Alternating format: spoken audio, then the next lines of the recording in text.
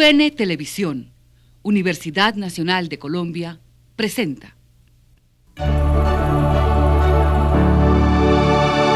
A Beatriz González la conocí, no sé si en el 72 o en el 74. De todas maneras hemos sido muy amigos y yo le digo una cosa de afecto personal y de preferencias en la vida. Yo soy provinciano y Beatriz es de Bucaramanga y de Arango es de Medellín. Y hay algo que me gusta en el valor de la gente, que de cierta forma, reflejando lo local, hacen un arte universal, y que es una lucha porque de cierta forma se dejará de entender en mucho tiempo. Entonces, no sé, a veces, en esa época que conocí a Beatriz, una carta muy linda de Luis Caballero le decía: quien no haya montado un bus de Bucaramanga a Bogotá, no le va a gustar su pintura nunca. Y yo creo que ese nivel de provinciano y ese nivel de mirar una cultura mediatizada, es decir, porque Beatriz González tiene una referencia al arte occidental, a la cultura europea, pero tal como nos llega a nosotros, tal como nos llega son los medios nuestros. De pronto fueron las latas, las revistas mal impresas, las cosas asoleadas que nos permitieron el acceso a algo que los demás tienen de por sí, como si fuera un derecho. Y esa cosa, ese valor, esa manera de burlarse, esa manera de decir ella que tiene temperatura, es lo que me interesa a mí.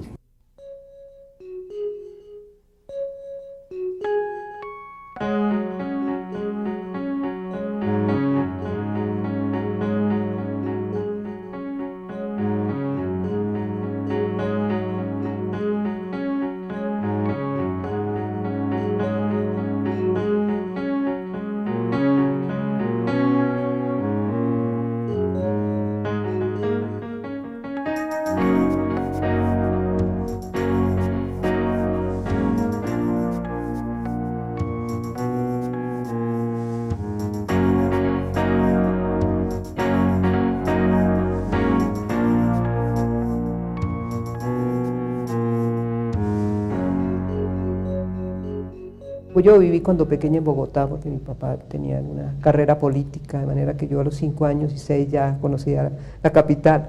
Pero yo me vine fue a estudiar arquitectura porque a mí me encasillaron de artista.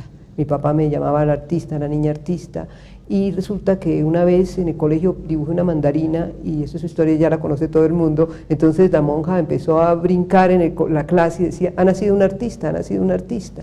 Entonces de ahí en adelante todas las gráficas que había que hacer en el colegio, todos los animales que había que pintar, todos los micos que había que armar, era la artista de la clase, ¿no? A mí empezó como a chocar eso. Y cuando empecé a pensar cuál era mi carrera, escogí o arquitectura o enfermería, pero nunca ser artista, porque me parecía realmente decadente. A mí en esa época me llamaban la filósofa, yo era aislada, decía unas cosas muy originales de cuando en vez, y pues posaba como buena esnovista de tener mucho conocimiento de cosas que ni siquiera entendía, ¿no? Entonces me vine a estudiar arquitectura a la Nacional. Y sufrí muchísimo, porque yo pensé que la arquitectura tenía que ver con el arte, y resulta que la arquitectura tenía que ver con construcción. Pues las clases de la Universidad Nacional eran muy fuertes, las matemáticas me encantaron, porque siempre, pues todos los últimos años de mi vida de colegio y luego en la universidad fui buenísima en matemáticas. Entonces a mí las matemáticas eran un placer, pero apenas llegaban esas clases, esos dibujos de una línea, otra línea, esos dibujos con tiralíneas son la cosa más absurda. Entonces yo sí pensé que yo me iba a lucir como artista, que me decían que era. Entonces fue una frustración terrible. Realmente los profesores no ayudaban mucho, ponían cosas, no nos motivaban, ¿no?, a la parte artística, sino solamente la parte dura. O sea, ¿qué es un ladrillo?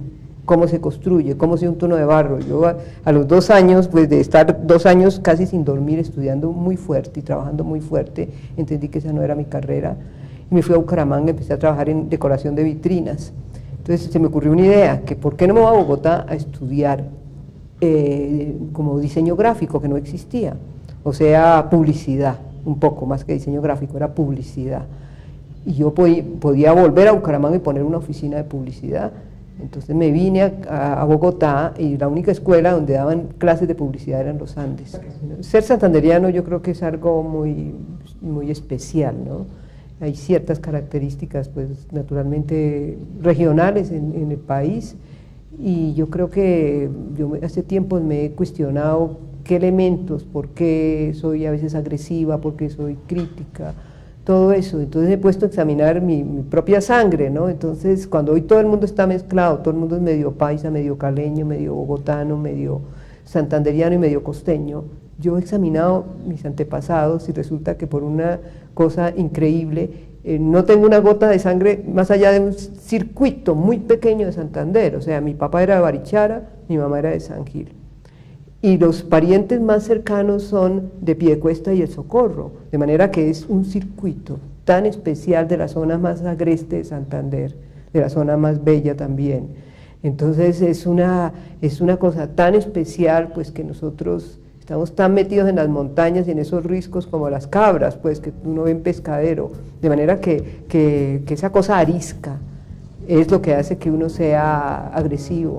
Esa cosa, por ejemplo, la mirada, hay muchas cosas de la mirada del santanderiano, la mirada física, ¿no? Cuando uno se queda como oído así, eso es especial, la sensibilidad hacia el color, porque los colores son muy fuertes, el gusto es un gusto muy fuerte, pero no matizado como en Manizales por el verde, sino es todo la roca, la cosa dura.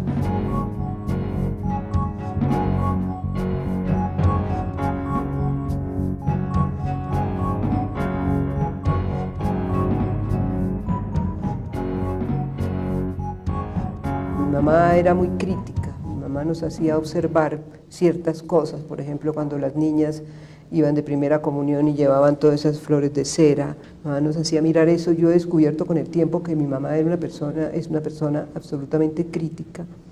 Entonces, como que me abrió el ojo a esas cosas. Yo no podría decir en qué momento comenzó.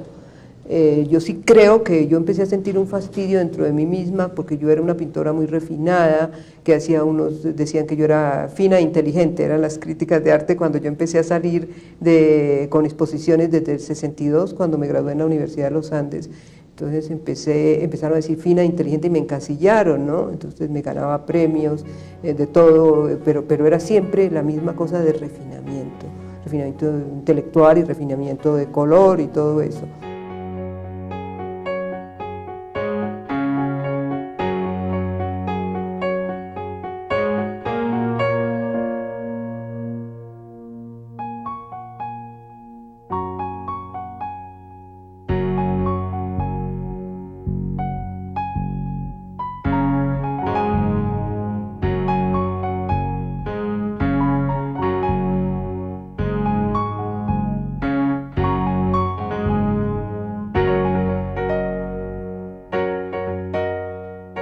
Un día me vi el Tiempo y salió la foto de los suicidas del Cisga, una foto muy mala porque el Tiempo naturalmente se la había cogido del Espectador, la foto del Espectador era divina, y yo vi esa foto y eso empalmaba exactamente con unas investigaciones que estaba haciendo yo de cómo hacer una cara sin hacerle facciones, naricita, ojitos y todo eso, y que no quedara dibujo, que no quedara como un dibujito, como hacían muchos artistas, de manera que tenía que ser volumen, que el volumen lo diera, y en esa foto desteñida, en esa foto del Tiempo, estaba la solución plástica, la solución que yo buscaba plástica, pero yo no me di cuenta al mismo tiempo del placer que yo sentía en pintar a los suicidas, el placer que yo sentía en pintar esa pareja que se tira al Cisga por amor, pero más que por amor, por no pecar, ¿no? Porque el mundo estaba lleno de pecado y había que matarse antes de caer en pecado. Él era un jardinero que estaba loco y la incita a ella, pero antes se van a tomar una foto y esa foto les llega a toda la familia, después de que ellos ya están muertos, ¿no? Entonces, a mí no me interesó tanto el texto, después sí, claro, es muy poético, pero en el momento lo que me interesó fue la parte técnica y ahí llegué a lo crítico. Entonces entendí que en ese momento yo me debía buscar ciertos motivos nuestros. Ella venía de Bucaramanga y pues es una mujer, siempre ha sido muy inquieta, muy con ganas de saber cosas, por lo tanto la relación de profesor-alumna era muy buena porque había siempre mucho diálogo. Era muy quieta, como he dicho, preguntaba mucho, quería saber cosas, no era ese tipo de alumna pasiva que va esperando que el profesor le dé fórmulas para aplicarlas, nunca quería saber el porqué. Yo creo que esa ha sido la cualidad más destacada de Beatriz González, hoy día, después de tantos años, todavía es una persona muy inquieta. Sí, yo creo que es la persona, el artista o pintor, como usted quiere decir, colombiano, que más inquietud tiene por la pintura. Sin ser una crítica de arte, es lo que más se parece. Tienes que pensar en la década del 60, en la década que todo era revolución, en la década es antes del 68, pero ya todos estábamos metidos en el espíritu de la década del 60, que es yo lo considero un neorromanticismo, ¿no? El artista es una persona alocada, el artista es una persona, yo como no era alocada en mi vida, sí lo era en mi pintura, entonces me encantaba hacer escándalo, eso sí era, mi debilidad era hacer escándalo, como un afán terrible, una cosa así, ¿no? Eso lo era, yo considero que ahora ya no lo soy y entonces a mí me encasillaban la controvertida artista, ya me dejaron de ser fina e inteligente, era la controvertida artista porque ya pintaba tan feo que la gente no se acordaba que yo algún día había pintado bien. Una crítica en Cali, en el periódico, dice que a mí me iban a recluir en un manicomio, ¿no? Entonces todas las cosas me hacían feliz porque todas las cosas eran el escándalo que estábamos buscando muchos artistas, pues estaba Bernardo Salcedo, estaba Álvaro Barrios, estaba, pues los más serios eran Santiago y Juan tal vez, ¿no? Eran serios, pero sin embargo Santiago hacía sus cosas bien de pronto fuertes dentro de su estilo, ¿no?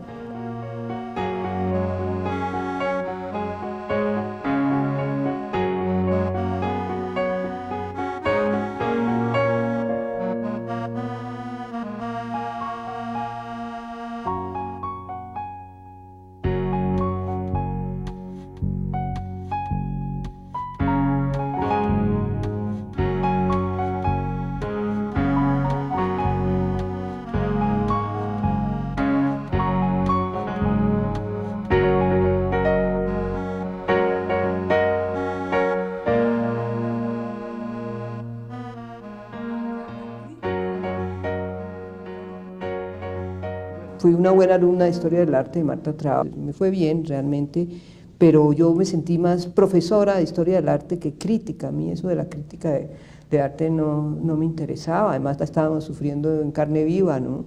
Muchos de nosotros, después de que se fue Marta, sufrimos mucho la crítica, de manera que eso no me interesaba, pero empecé a trabajar en el Museo de Arte Moderno, como dirigiendo una escuela que yo fundé dentro del museo, que era la escuela de guías de arte moderno, y tenía que estudiar todo el día, pues mientras, lo que me dejaba la pintura yo no dormía, estudiando todo el tiempo. Los últimas eran épocas de grandes exposiciones, vino El Bosquet, vino Klee, entonces nosotros nos metimos con el grupo de alumnos que yo tenía unas lecturas y entonces fui obteniendo como una base, ¿no? Pero sin embargo eso no me convertía en crítica, me convertía en una profesora, no más.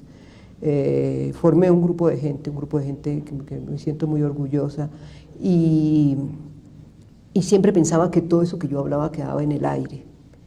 Y una vez me enviaron a la Bienal de Venecia y escribí yo mi propio catálogo, una cosa alrededor de la laguna de Guatavita, cómo influía, y ya el texto tenía ciertos elementos críticos. Para mí el más importante, mucho más que como pintora, es su enorme seriedad como investigadora y como historiadora. Yo creo que Beatriz la recordará Colombia como una de las más serias y profundas investigadoras que tenemos actualmente.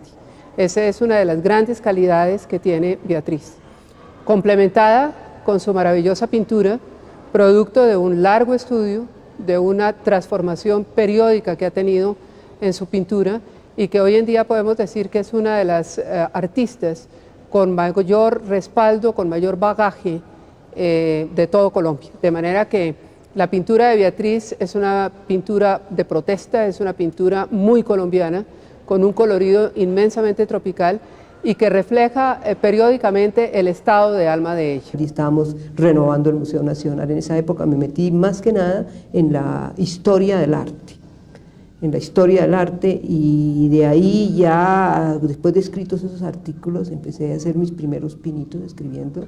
Hacía unas reseñas anuales en el 80 terribles, que acababa con todas las exposiciones, y fue una cosa muy dura, pues la gente me llamaba, empezaba a llamar, a mandar artículos, me tocó salir de la línea telefónica porque la gente llamaba a darme quejas de qué les estaba pasando, me volví una especie de doctora corazón de las artes, y eso fue bueno y no, porque yo no tenía derecho como artista a hacer crítica de arte, yo entiendo eso, hay un cruce ético raro.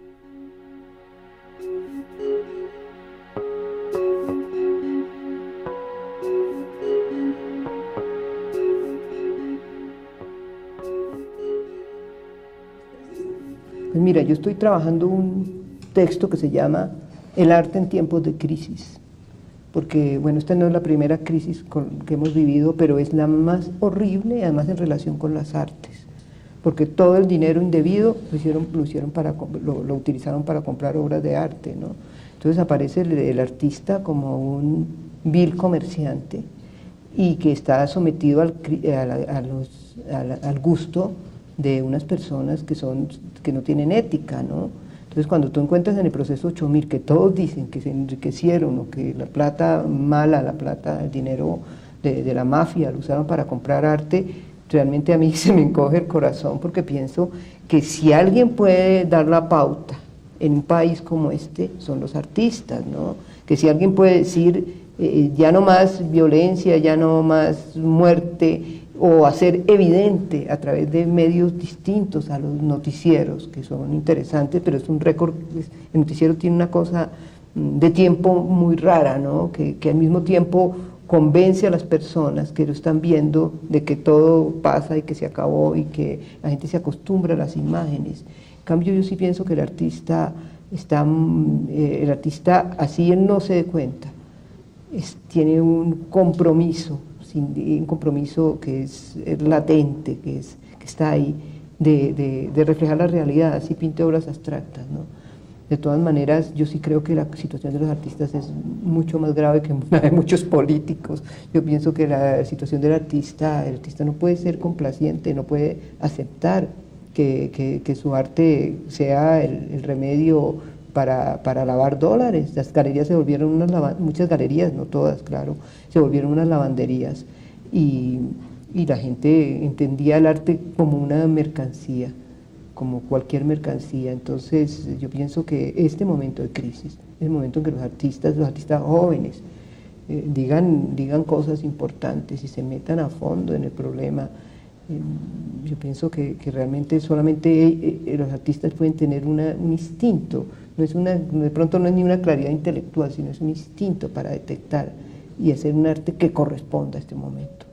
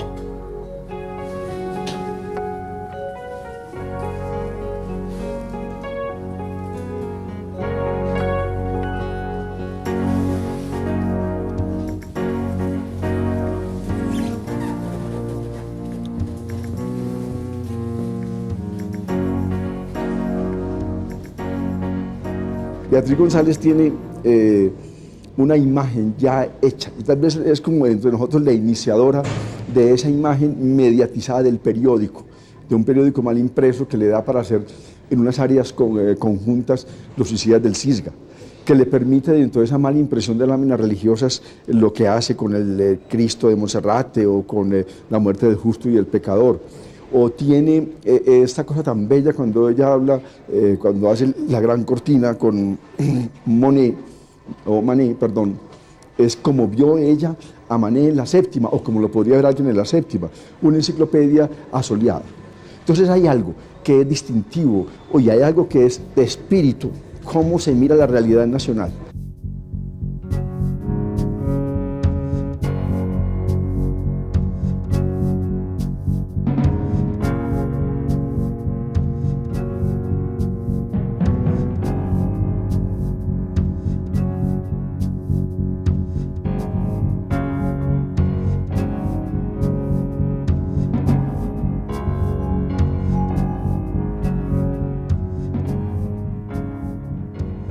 Hace más o menos un mes se inauguró en Buenos Aires una exposición que curamos Alberto Sierra y yo, que se llamaba América Latina 96, que consistía en una muestra de varios países. En la muestra colombiana estaban, además de Beatriz González, Miguel Ángel Rojas, Álvaro Barrios, Santiago Cárdenas, y la obra que escogimos de Beatriz González justamente es aquella que corresponde a su última serie, Al color de la muerte. Lo que nos pareció interesante era que fácilmente se puede caer en una visión sesgada de lo que es el arte de un país. Y Colombia se puede definir por confrontación, por diversidad, por violencia, por ese tipo de temas, ¿no? Y podía caerse muy fácilmente en dar una visión sesgada de lo que es Colombia a través de su arte. La obra de Beatriz logra escapar fácilmente a esa clasificación un poco esquemática de violencia, de colombianidad por esa violencia. Creo que en su obra está patente digamos, conflictos que son muy de la naturaleza colombiana. Después de una parte de ironía y de sátira política, últimamente ha estado haciendo unos cuadros muy impresionantes sobre la muerte, con varias preocupaciones personales de ella, sobre la muerte, de su familia, personajes que aparecían, y al mismo tiempo sobre la muerte en este país, es decir, los muertos que el río lleva.